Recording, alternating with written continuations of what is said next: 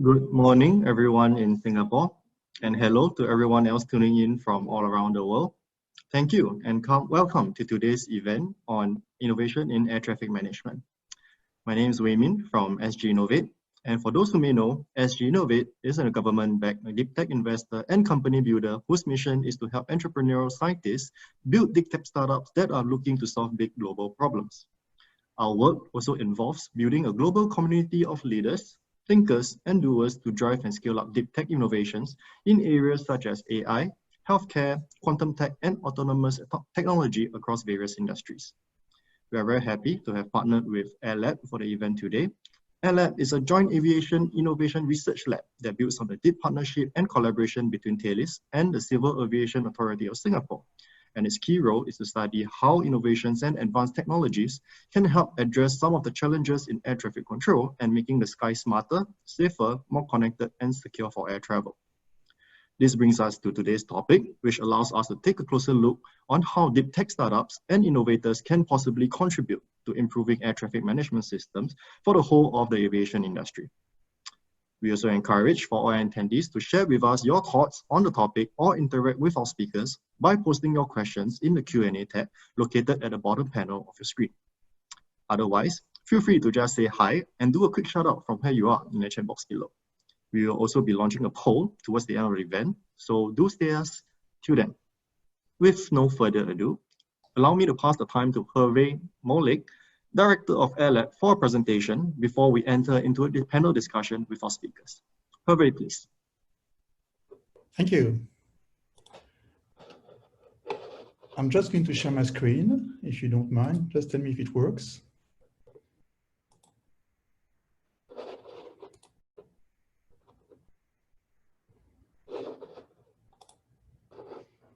It should be okay now. All right, fine. Okay, thank you. So my name is Hervé Molik. I'm French, as you can recognize with my accent. So I hope I will be able to be understood. Thank you very much for this opportunity to talk about the AIR Lab. I mean, the AIR Lab is a fantastic opportunity, I think, for Thales and CAAS. I mean, I relocated to Singapore roughly 1 year ago. And I used to be the technical director of the Thales air traffic management business line. And I came here because I thought that was one of the biggest and greatest opportunity to use new technology for air traffic management. So, as I said, it's almost 1 year. I mean, we will celebrate our birthday in 1 month, I mean, at the end of October.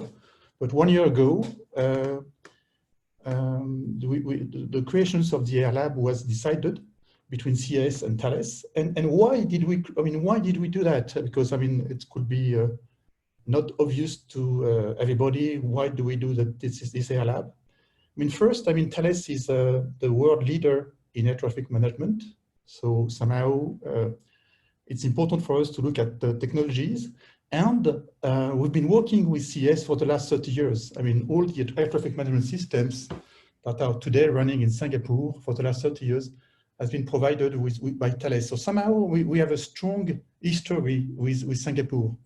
And on the other hand, I mean, innovations, I think, is a key asset of Singapore. So to establish a lab, a joint lab between Thales and Singapore and CAAS in Singapore is quite obvious, actually. It's quite a simple answer to that questions. And what do we do? I mean, what are we looking at? We are looking at new technology. We're looking at new technology because the world is changing. The world is changing dramatically in terms of technology. And our systems today are more big systems, monolith. And we need to embrace a little bit more new technologies. And that's what we are looking at from an AIR Lab perspective.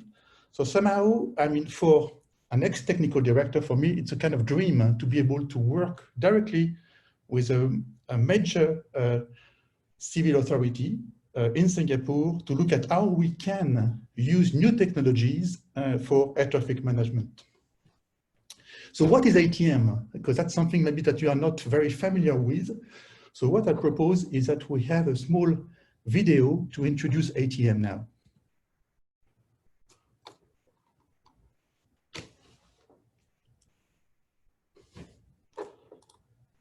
AIR Lab presents Air Traffic Management 101. Do you know that all aircraft are managed by air traffic controllers at all times?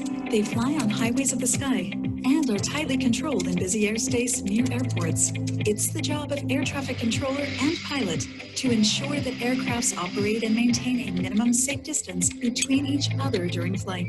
To do its job efficiently, the controller relies on decision-making tools in the Operational Control Center. The air situation display at the controller's working position is one of them. It displays the position and tracks of the aircraft on the screen for controllers to closely monitor and direct the aircraft using radio, assisted by various safety tools. The label of the track associated with the aircraft is displayed with data block containing information such as flight number, altitude, speed, which helps the controller in his job. Other useful information provided to the controllers in other screens include the meteorological and aeronautical information. As air traffic grows and the airspace becomes more complex, there is a need to develop more advanced tools for the air traffic controller to achieve greater efficiency.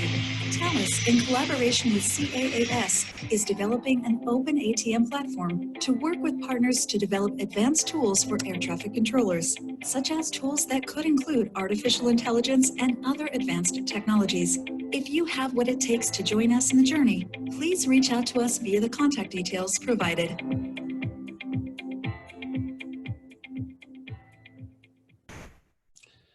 So I hope you enjoyed the video. I mean, if you want to look it again, it's easy. You just have to go on our website, airlab.io, and you can replay it again. So just looking at what, I mean, one comment as well. I mean, you've seen from the video that the air traffic controller is a very important key, I mean, in the ecosystems to ensure safety for aviations. And it's not an easy job. I mean, maybe you don't know, but air traffic controllers, before becoming air traffic controllers, have usually 4 or 5 years of university studies. And then just to be qualified on a piece of airspace, it can take almost 1 year for them to be qualified. So it's a quite a difficult job, which can be very stressful when there is a lot of traffic. It's not the case today with COVID, but it should come back. And that's why they are looking for tools which help them to basically improve the safety and also the flow, and somehow also maybe also the ecosystems in terms of green aviation or whatever, which is becoming something which is more and more important in the domain. But now to come back to what we did, I mean, just give you a bit of understandings of how it works for us in less than 1 year. I mean, we started in November just to basically build the team. I mean, at the beginning, we are just 3, I mean, which is a bit of the small picture that you can see at the top right. In myself, I got my deputy from Australia. I mean, Thales has also a competence center in Australia to come with me. And Chris Lee from Singapore, who is with us today, I mean, to look at the ecosystems. And we started at the very beginning of November to basically establish infrastructure and to basically hire the team that was going to work with us to build the first development, to start the development of our first minimum viable product, we call MVP1, with that team. And that is about Open ATM. And I will introduce what is Open ATM a bit later. But that's basically what we did for the first 9 months. We are now looking at the MVP2. We are looking at data, getting more data into the systems and into our platform, you know, Open ATM platforms. And for that, we are building another MVP2 and another MVP. So that's what we've been doing all that year. There is one thing we didn't at all foresee when we started, it was COVID. And basically, I mean, the COVID arrived, as you know, in Singapore in February. And actually, because of COVID, we were not able to officially launch the AIR Lab. And by end of March, we are all working from home. And actually, it did work quite well. We were not stopped, but the fact that since March, we've been working from home, all the team. So just to give you a bit of also of insight of how we are organized, I mean, how we are working. I mean, when we are not working from home, we are located in nearby the Thales Digital Factory. The Thales Digital Factory is an entity that has been set up 2 years ago. I mean, to help Thales to, I would say, implement digital transformations into the company. And at the same time, there are 3 digital factories in the world, one in France, one in Paris, one in Montreal, and one in Singapore. So we went there, and basically, as I said, we hired a team which is working on an agile mode. And it's a kind of a dream when you think about it, because the team is composed of Thales engineers, CAAS engineers, and also controllers, air traffic controllers. So I think what is very special to this Air Lab is the fact that we are working as a team in a very cooperation mode with users and engineers, and in a very, in a very, I would say, close environment, and working all together. In terms of infrastructure, we have 2 types of infrastructure. One, what we call on-premise, which is normal data centers, computers, which is usually the type of infrastructure that are used for air traffic control systems. But what we use as well, and what we developed, and it was the first, I would say, in the type of industry, was also to use a cloud infrastructure. We are lucky to have the infrastructure, a cloud infrastructure in the digital factory, which has been very useful for 2 reasons. One of them is, I mean, it has enabled us to start our development quickly. And second, when we had to work from home, it was extremely important to have this infrastructure, because somehow, I mean, we are very well supported and we don't have any issues to continue to work from home using that infrastructure. What we have done also with this infrastructure is we have implemented the overall ATC systems, the one which is used today in Singapore, in the cloud, which is also a first in its kind. And that has enabled us to continue to develop what we call our Open ATM platforms. In terms of technologies, I mean, I'm sure there are plenty of around here in this forum, but of engineers, I mean, developers, software developers. So I'm sure we are quite, you know, most of all these technical and products and methodology and whatever. But it's quite a new things for air traffic management. I mean, we are used to use technologies which are more related to almost the last century for some of them, or the beginning of this century. And all these new technologies that we are looking at now is really what has been developed, you know, with the web industry, whatever. And this is part of a mandate to be able to use these technologies to open our systems. So basically, I mean, what we are looking at in terms of technologies is to be able to work on-prem, to use different clouds. I mean, we are using Azure, but we also look at web services.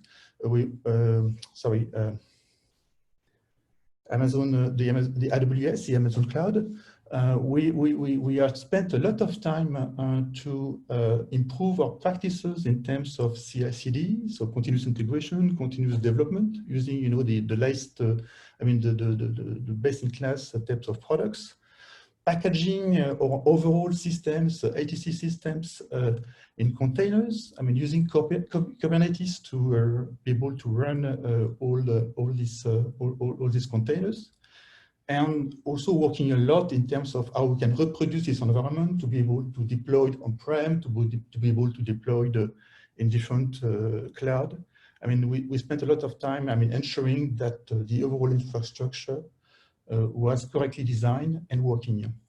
And last but not least, because we are looking at Open ATM, we have also started to use different tools to be able to open our systems through API, application programming interface, to be able to open our systems to external parties.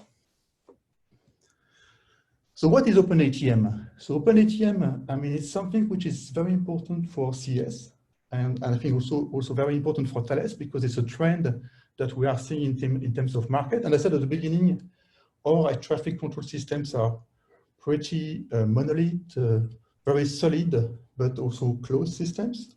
And it does prevent, or it is, I would say, a difficulty to integrate external parties like startups or other partners into the overall system to bring value to what we are doing. So somehow, what we are developing as part of the Open ATM MVP is a new architecture, open, service-oriented, which will leverage or which will enable to introduce or to interface with third parties. That platform is independent. I mean, it's deployed on-prem or on different cloud, and we want to leverage on other. I mean, in terms of products or in terms of collaborations with third parties, we believe that that architecture will enable to do so. We are, of course, also working a lot on ensuring that the engineering process is fully automated, high-end, efficient, and scalable. So that's what we are looking at in terms of Open ATM, and that's what is a platform that we've been developing as part of the MVP1. Now, I just want to show a very short video of something that we have done this year. So if you remember the video that I showed before on ATM, it was mentioned the ASD, I mean, basically the screen that is using the controller, the air situation display. So basically, I mean, that screens is what the controller is using on an everyday work to be able to control aircraft and to ensure that aircraft are separated. Basically, that's what the safety is.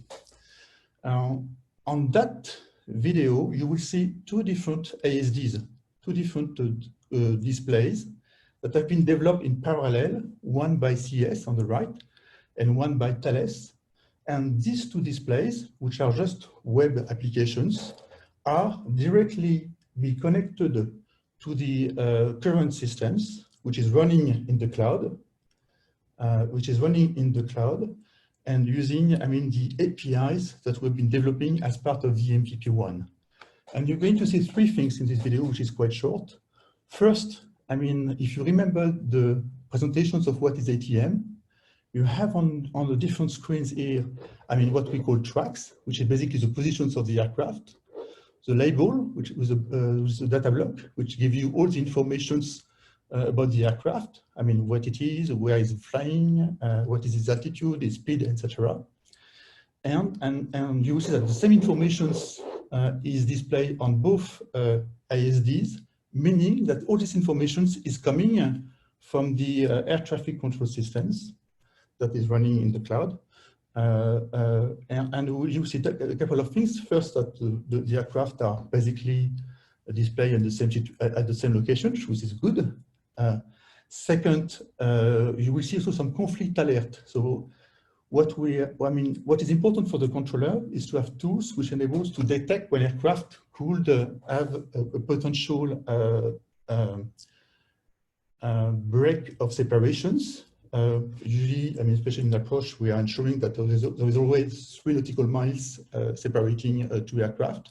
And if it's not, there are different kinds of alerts which are basically being displayed to the air traffic controller to ensure that he can react and basically ensure that the separations between aircraft is there. And the last one you will see is regarding flight levels. Flight levels are levels that are given to the air traffic control to the pilot to ensure that he flies at a different level. And what you will see is that we are changing one flight level on one HMI, on one ASD.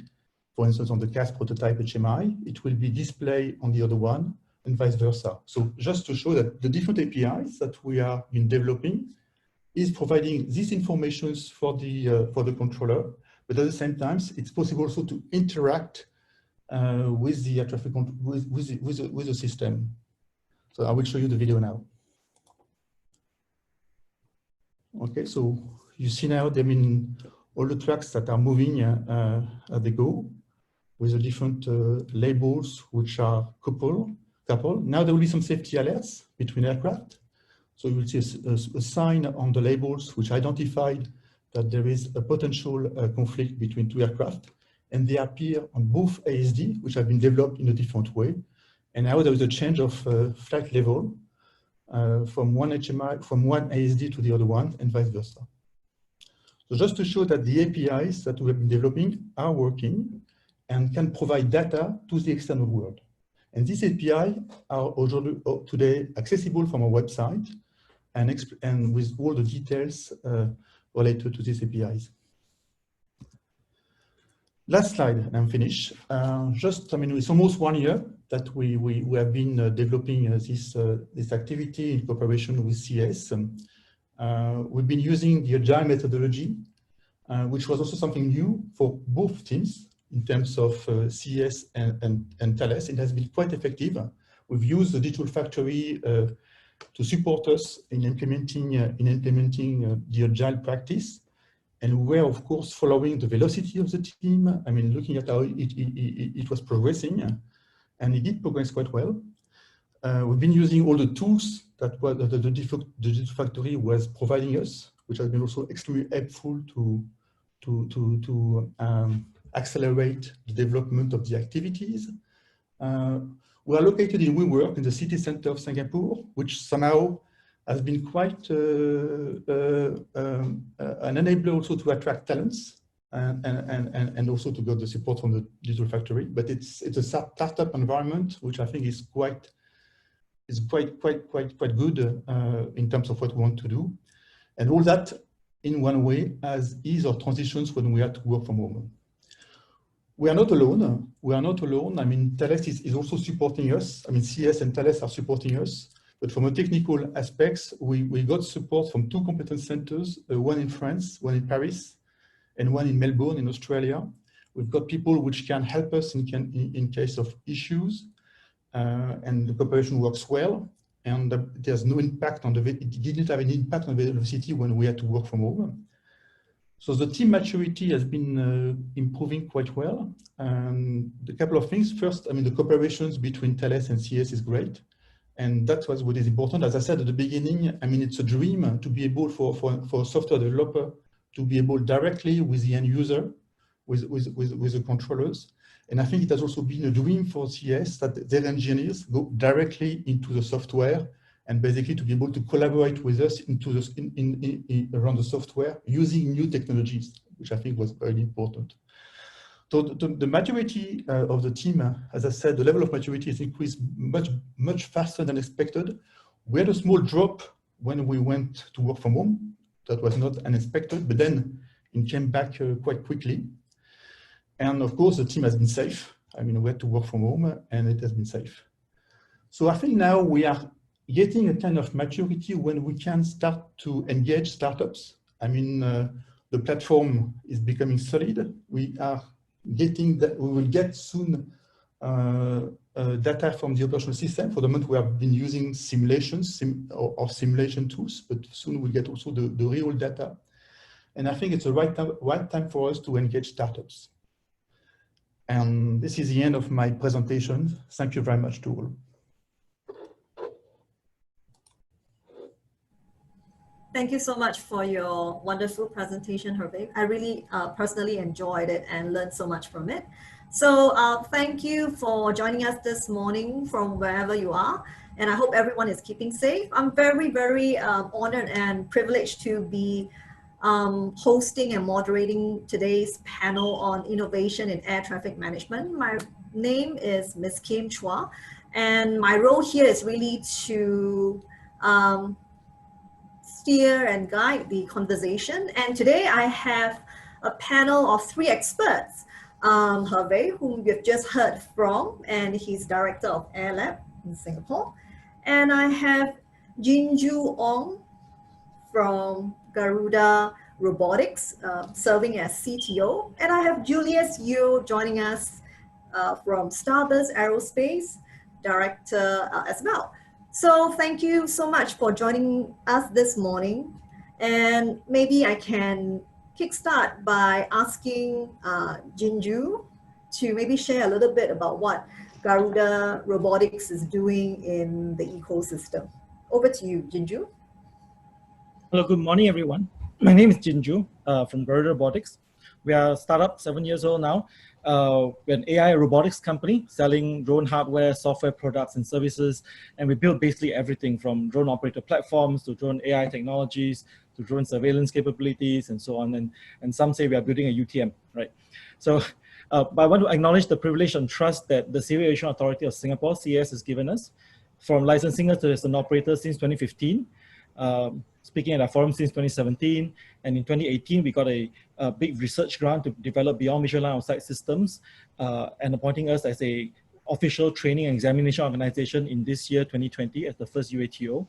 And we hope to continue this relationship to make sure that we bring together all the drone operators, regulators, and the society at large, right? So this particular conference, this webinar is very important for us because we have been trying to integrate with the rest of the airspace for some time now. We are drones, so we usually fly at the first 200 feet, basically, of airspace, and we have to kind of play with the manned aviation world. So most recently, I've served as this project director of this Future Flight Consortium. I talked about where we built this beyond visual line of sight flight control system.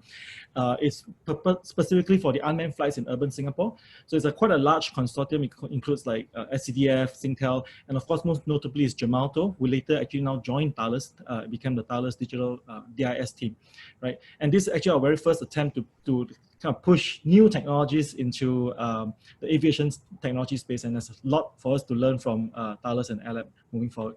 So we really want to rally together the innovators to bring together both the unmanned and manned aviation in Singapore.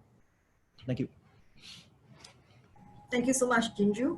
Julius, can I call upon you to maybe share a little bit about what you and your organization are currently doing in the ecosystem? Sure. Thanks, Kim.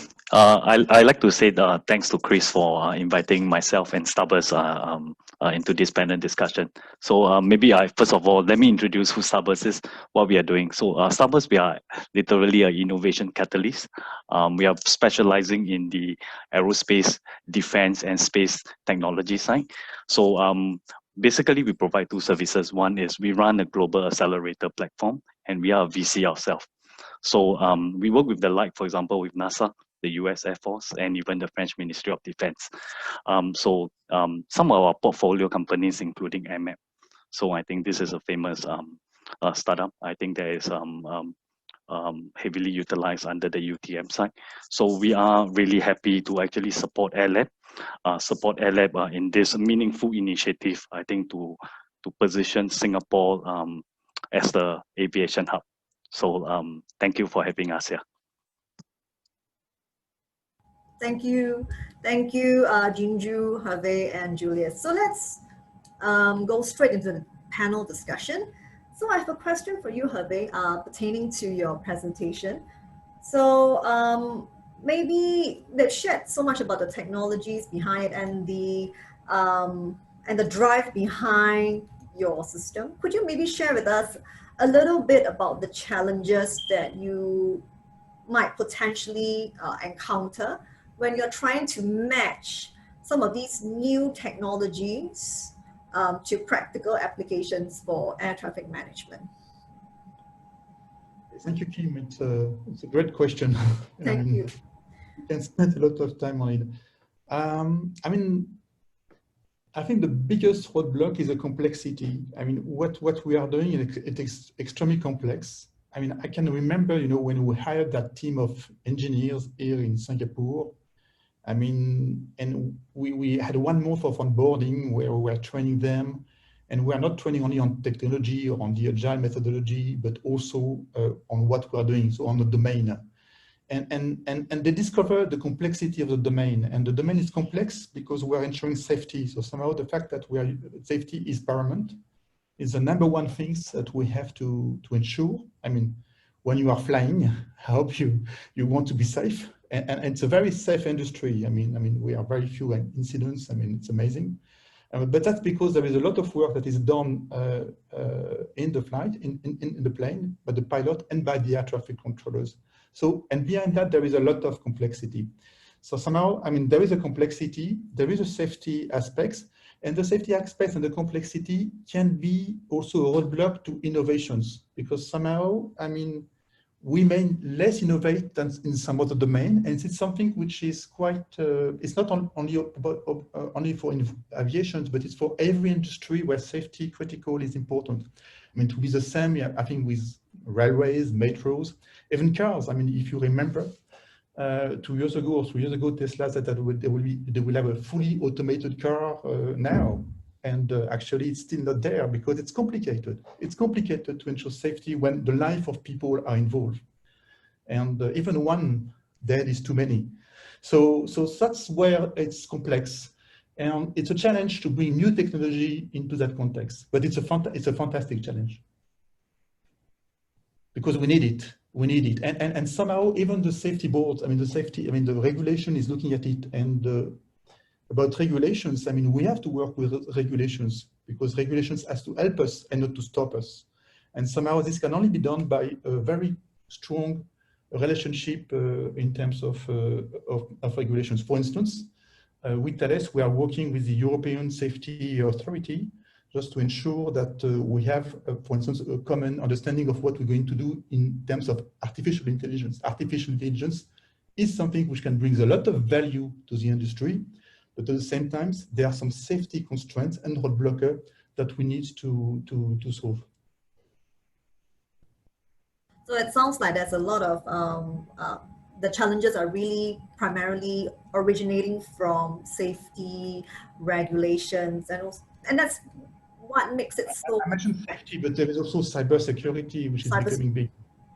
I mean, this is, of course, I mean, that type of infrastructure is critical.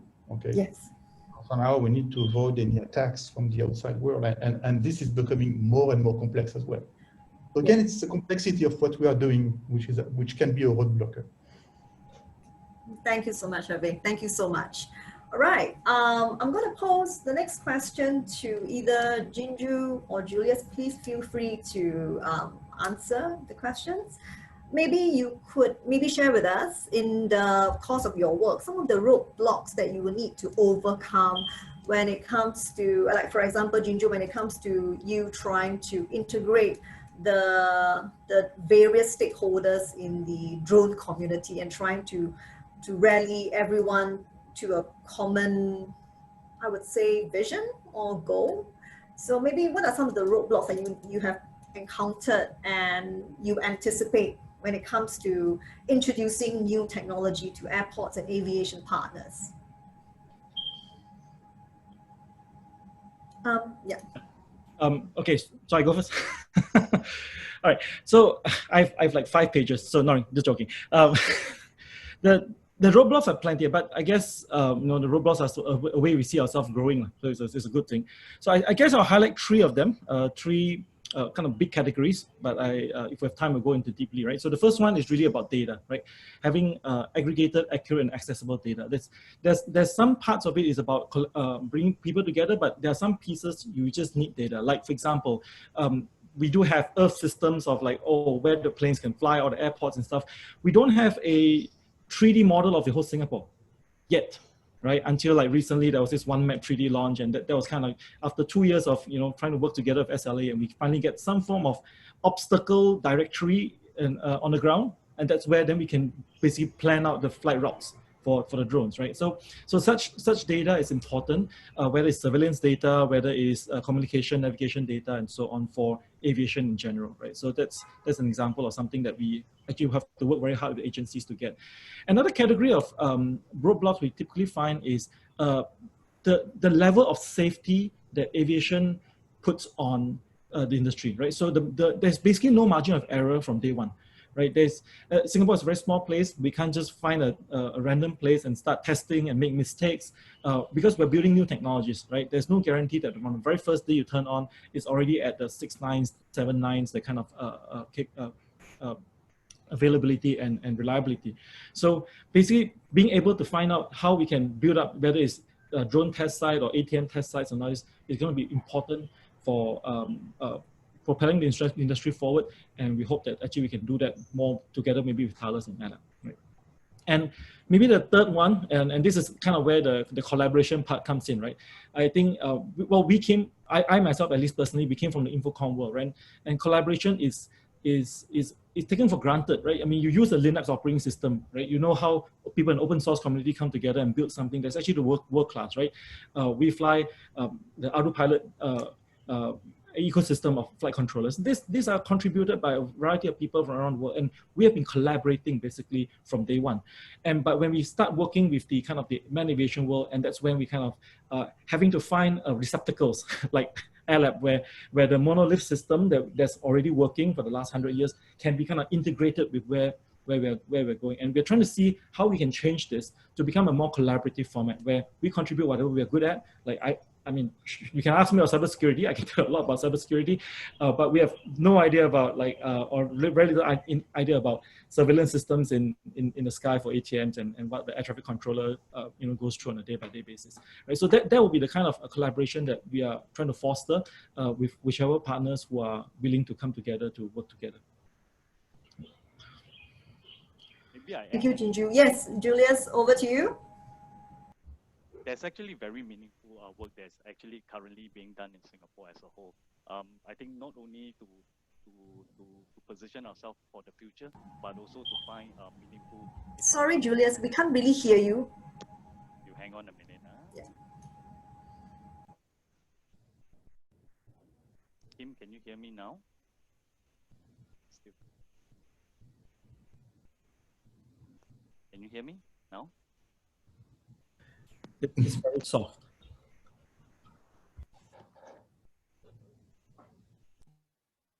What about now?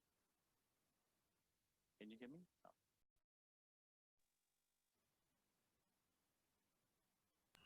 How is it now? Can you hear me? The mic level is very soft.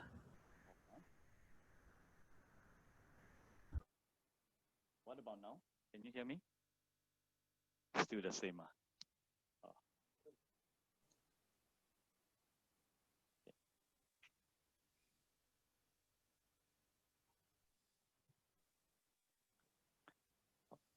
Now is it better?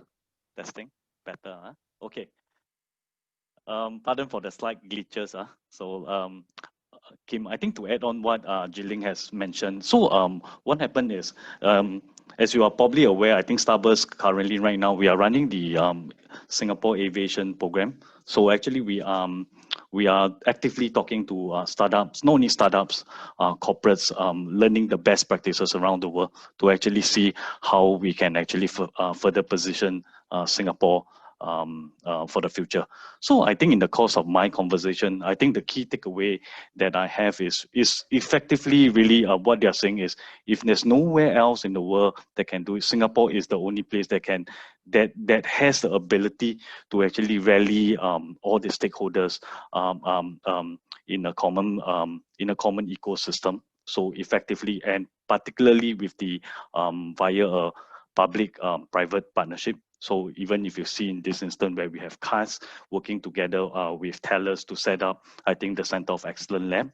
So I think this is where I think we are actually seeing all the, I think the relevant stakeholders are rallying together to solve common problems. So for example, because in the context of UTM, so you actually need the air traffic management, you need even the Ministry of Defense, you need the Ministry of Economy, everybody to come together. So to actually at least on the policy side, and to give directions, and thereafter once the direction is set, and then the technical players, the industries will come together. So this is what we are saying. So there's really nowhere in the place that is doing right now. Maybe Singapore is actually taking a leadership position in this. Okay. Thank you, Julius. Thank you for sharing. All right, so we have a couple of questions, and I believe there's been some questions in the Q&A. We'll look at that in a bit, but I also wanted to pose this to my panelists. What do you think about the current existing efforts in bringing more talents into the development of this innovation initiatives? And this is something that is of interest to me because, you know, coming from a university background, my concern is that how do we actually make sure that our graduates, our potential aviation personnel are imbued with the necessary capabilities or skills and knowledge to be able to develop these innovative initiatives. So what are some of your comments on this? How do we go about ensuring that our future generation could potentially take on these roles? I can answer maybe for me. Yes. It's not easy because it's a very niche market what we are doing. I mean, I said it's complex, heavily regulated. It's not easy. So and it takes time to train people into that domain. So there's a couple of things which are also which are good on the other side. It's a fantastic domain. I mean, usually when people work on it, I mean, they continue to work on it for years and years. I mean, if I look at my colleagues in Thales, I mean, they've been there for years and years because it's a fantastic domain. I mean, it's something you can talk to your friends. I mean, they understand. Everybody flies, so they understand what you're talking about. And safety, security, whatever. I mean, they understand what is value of you are bringing. So you can attract talents because what we are doing makes sense somehow. So that's one thing which is good. What we've been doing in the Air Lab is basically we got experts. So I came and I mentioned the person coming from Australia, and we'll continue. I mean, we are trying to mix basically experts on the domain and new engineers and somehow, and it's not and of course we are also mixing with people from CAAS, so air traffic controllers, as I mentioned, and this is a very attractive way to at least to answer to the problem, because I mean I don't think there is a solution published solutions, but the fact that we can mix and use that type of new methodology of agile, etc., is also very, very attractive for new engineers. So that's what we are doing in the Air Lab to be able to grow the talents here in Singapore. Thank you so much, Hervé. How about Jinju and Julius? I'll share a French quote I found online. If you want to build a ship, don't drum up the men and women to gather wood, divide the work, and give orders. Instead, you teach them to yearn for the vast and endless sea. I think that's actually my primary challenge when I was trying to bring talents into my organization, right? So they'll come in and say, oh, I want to fly a drone, I want to build a drone, I want to build some apps. And when I tell them, okay, but I'm looking for people to build an air traffic control tower for drones, and like those of them like, huh? What is it? They don't understand. They, like what Hervé says, it's a niche thing, but we all fly, and with the unmanned aviation market also picking up, we will see more and more people actually flying, whether they are actually the pilots on the drone or on the ground. And we really need to share this story with them, right? And also build that empathy so that they understand that flying is not easy. It takes a lot of work to fly safely, and a lot of systems and a lot of backup plans and fail safes and risk management. And over time, as more and more people empathize, I think the right talents would then say, hey, maybe I can consider this as a domain. I mean, it's the same thing for startups, right? We also need to develop the empathy, and it's very hard to plug into, say, an Open ATM if I don't even know what an ATM is, right? Yeah. So Kim, I have my comments. So I think the talent, especially in the air traffic management side, particularly inculcating startups, would actually need to come from inside out. So what I mean by inside out is perhaps we need, so I use the example of Israel. So Israel, they have a very strong, especially on defense tech ecosystems, but mostly they are all, the tech founders are in fact mostly the ex-military veterans. So they understand the technicalities, they understand the problem statements that they are facing, so they came out to be their own entrepreneur. So I think because for air traffic management is a very, very high technically context subject. So that's why I think it's pretty much has to be inside out. So to actually get quality startups. Then from there, with a little red dot, then we go internationalize. That's my opinion. Thank you so much, guys. All right, I have another question. And let's turn to the questions posed by Chi Sing in the audience. So this is open to all my panelists. Are there any data security measures for the current cloud system that you're using right now, Hervé? And when will the Open ATM platform be ready to receive modules from third-party partners? The answer is yes, there is security, of course. I mean, we cannot, we cannot open the APIs to anybody. So there is security, and there is a specific protocol to follow if you want to connect to. I mean, if you go on the website, it will not work if you want to connect to the APIs. So there is security, that's one. Second, regarding the I think the platform itself, I think we have the infrastructure. We have the already 21 APIs, if I remember well. For the moment, we are still using, I will say, canned data, so simulation data, and we are working on really getting the value, which will be operational data. So that's what we are working on, and that will be a major breakthrough to be able to open the platforms. But that's also something to discuss with CAAS, so I cannot really answer by myself, because the data belongs to them, not to me. Thank you so much for answering the question, Hervé. All right, we have a second question from CRKY. Thank you. So this is directed to either Jinju or Hervé. What are some specific challenges for UTM ATM integration in the context of Singapore? There is good progress taking place in North America and Europe right now. So what are some of the topics that we should prioritize right now in terms of development work, in terms of collaboration, to really put us ahead of the game? Thank you so much for your question, Mr. Sia. You want to start, Jinju? I will do it then. Okay. I guess the ATM part is clear. The unclear part is the UTM. So before we talk about UTM, ATM integration, there is still a lot of efforts within Singapore to create Singapore's UTM. Now, Singapore is a small place. In many countries like the States, you point out North America and Europe, it is their models a bit different, right? So it's an open market. So AMAP, for example, is an example of a partner of ours as well, right? But they're active in the US. But in the US, you have Kitty Hawk, you have Altitude Angel, you have Skyward. You have a lot of different companies trying to come with their own version of UTM.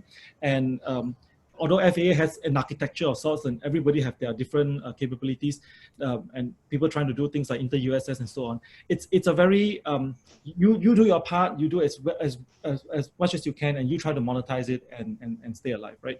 Whereas Singapore is still taking a very considered approach because it's a very small place. It might be, we still don't know, it might be too much to have a UTM just for one North, one UTM for Clementi, one UTM for Ang Mo Kio. We don't know yet, right? So I think that's one question. But the other part of it is more of, when we talk about UTM, ATM integration, we're talking about sharing the airspace. Right now, more than half the country is in an aerodrome, right? In Singapore. I mean, if you're not familiar, for the international audience, we have like 5 airports in a small island, and that basically blankets half the country, and it makes it very difficult for us to operate in the unmanned aviation space, right? So to right now say we can do ATM UTM integration would mean that our drones will super overload all the ATM operators, right? With the ATCs and all these people, and they might not want to see all this information, right? And it might not be feasible to do a direct straight one-to-one integration. So we have to take a very calibrated approach on how do we make sure that the ATM operators, the ATCOs can continue to operate their usual very busy Changi Airport, and only be notified when there's really a flyaway drone that's coming into the airspace, without overloading their already very busy schedule, right? Whereas on the UTM side, which is on the drone side of things, we need to have access to more of the surveillance data to understand that, hey, we have an issue, right? Right now, whatever plans that you made, that you asked the drone to fly, is not following the instructions, is exiting the AOs, exiting the flight envelopes, and you need to be able to kick in all your emergency procedures. So I think we are currently still at that stage. And maybe the country will come up with their own larger surveillance systems that would hopefully become some people call it the ADSB-like systems, where you can actually get surveillance data of all drones that's operating all the time. Yeah. So there are various stages, but I think Singapore has to take, in summary, a very, very calibrated approach when it comes to UTM and as well as UTM ATM integration. Yeah, I mean, I don't know as much as you, Singapore environment. I agree it's a complex subject, and when you look at around the world, I mean, there are still a lot of, I would say, experimentations to find, and the market and the business model is still, I think, being worked out somehow. And plus the safety aspects is not easy to solve, as you mentioned. From a technical point of view, I think UTM is very interesting because, I mean, they are ahead of ATC in terms of technology. I mean, they are already, I mean, all what I described before, you know, in my presentations in relation to technologies, I mean, for them, it's granted. I mean, it's what they do, what they work with, you know, for the last 4 or 5 years. So that's why it's very interesting, because we can learn a lot from each other somehow. I think we can learn from them, you know, in terms of technology. They can learn from us in terms of safety and data and whatever, surveillance, as you mentioned. So it can be a very nice. It's obviously need to be collaborative from a mission perspective, but it can be also interesting from a pure technology standpoint.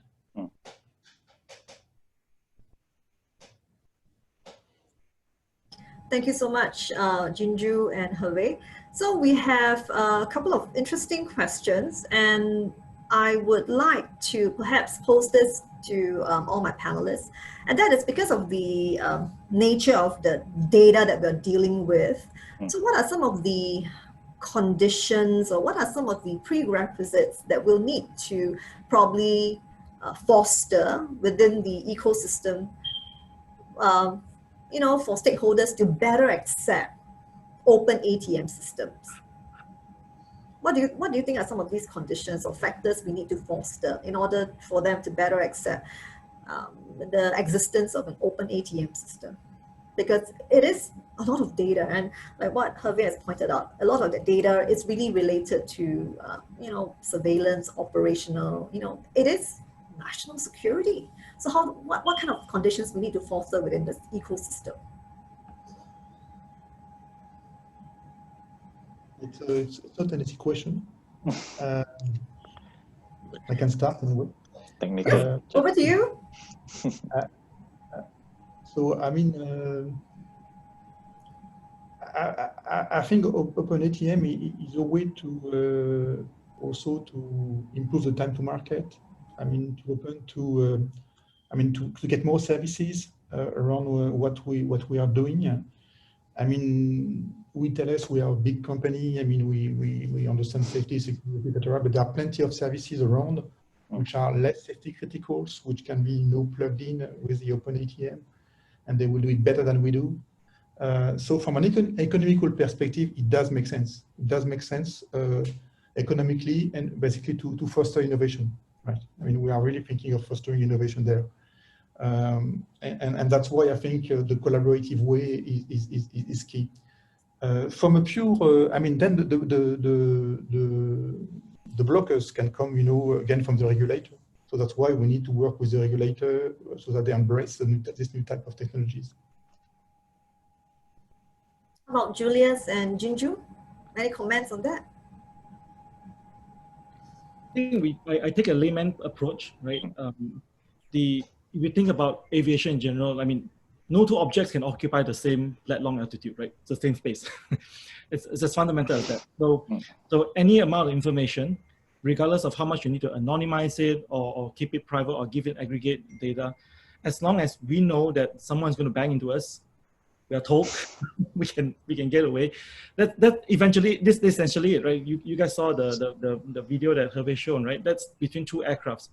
We have to deal with between an aircraft and a manned aircraft and unmanned aircraft. We deal with birds, we deal with objects, we deal with like trees, buildings, anything, right? So as long as the system takes into account all of these, then we can ensure that there's some level of privacy to that data to make it accessible. I think that's as much as I can put it in layman, right? But of course, like agree, Hervé is very, very technical, right?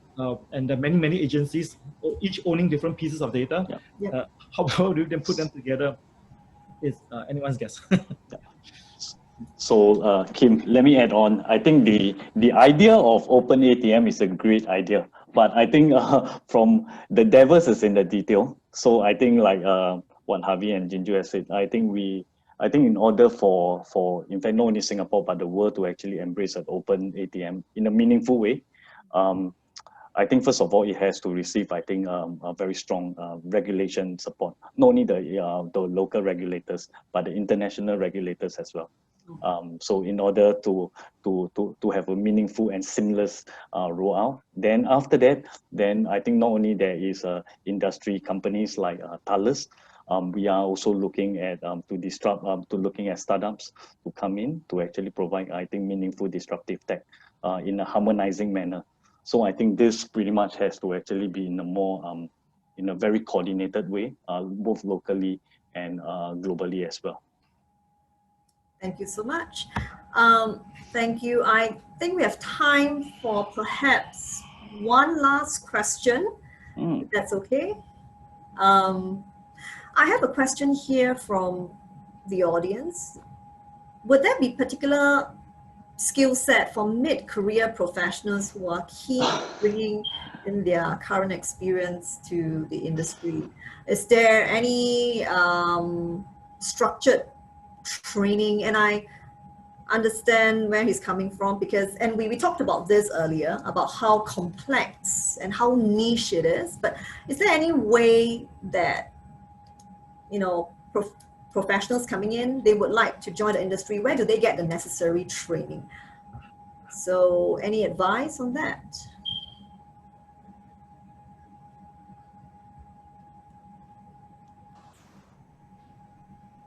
Kim.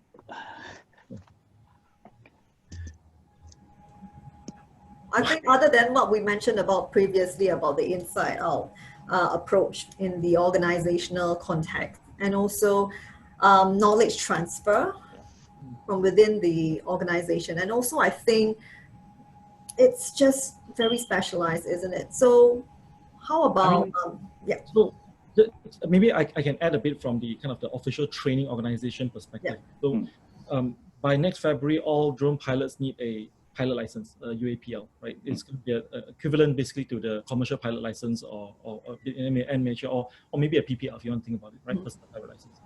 So those are structured training, and it usually guides you towards an operator kind of thing. So if we continue to be able to create jobs in this industry that is operations in nature, right?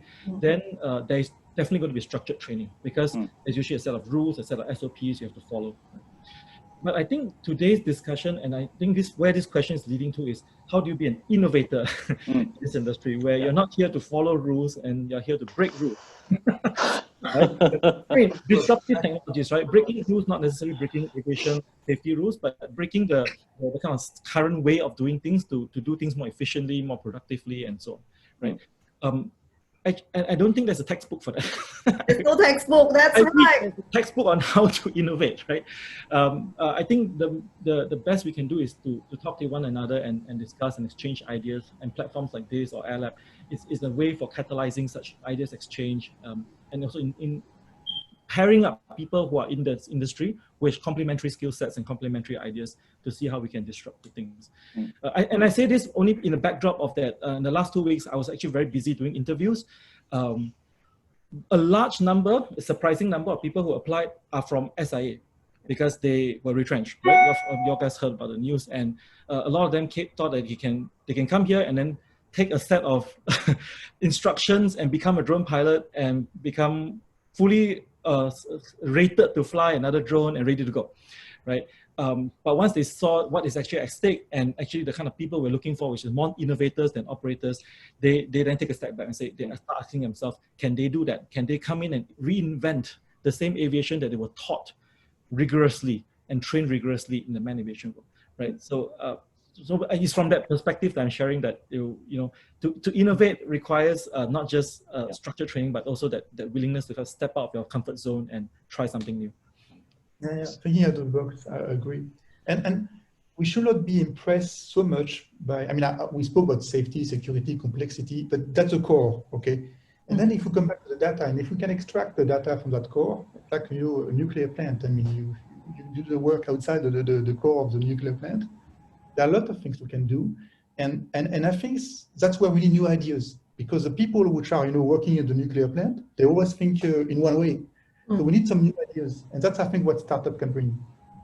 So Kim, let me offer you a different perspective. So Okay. in fact, what I'm seeing is not only so from a startup perspective, I think so I'm addressing these two parts with regards to finding a startup as well as employees that is interested to work in a disruptive startup tech. So to me, I think there are two elements to that. One is the underlying technical skill set, particularly, for example, on AI, machine learning. I think this is very common knowledge.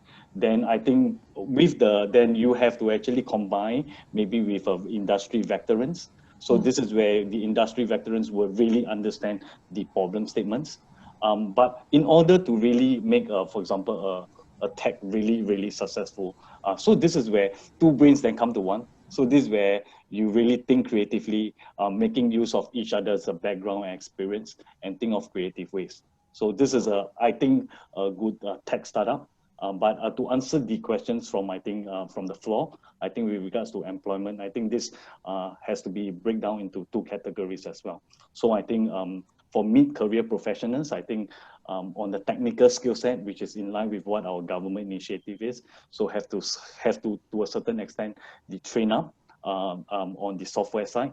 Then after that, maybe attend some industry relevant courses, for example, by MV Reader, or even by SAA, take for example, the Singapore Aviation Academy, so that then you really also understand how does the industry work. I think to get more insight. So this is my take. Thank you so much, Julius, Jinju, and Hervé.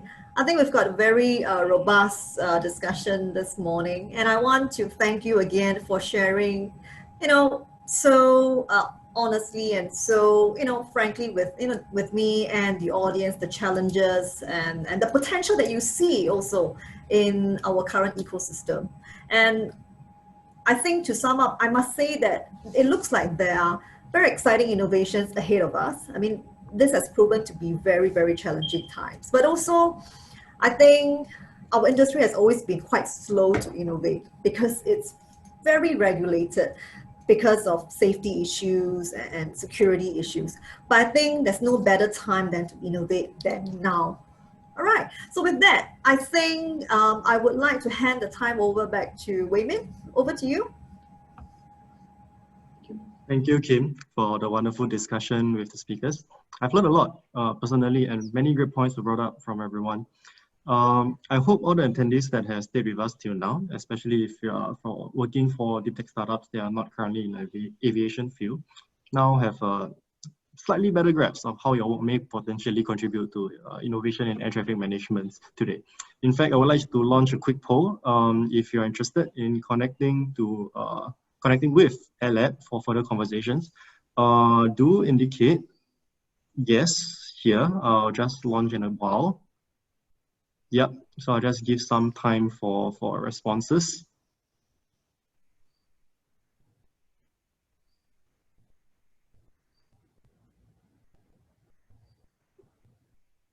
Okay, maybe I'll give another 5 more seconds.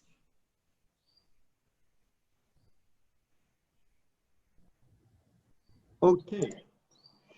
All right. So that being said, I would like to represent SGInnovate to thank all the attendees who have stayed with us till now. Big thank you to our speakers, Hervé, Jinju, Julius, and also Kim for the webinar, and great insights and discussion points shared by everyone. For the attendees, do keep a lookout for our post-event mailer, which will contain a recording of this session. Do reach out to us at events@sginnovate.com if you'd like to connect with any of our speakers or just to simply have a chat with us for collaboration opportunities. Do also remember to give us your post-event feedback when you exit the webinar or through the post-event mail as well. And with that, this is Wei Min signing out from this webinar. Hope that everyone will have a great day ahead. Stay safe, stay healthy. Hope to have you again in our next webinar session. Goodbye.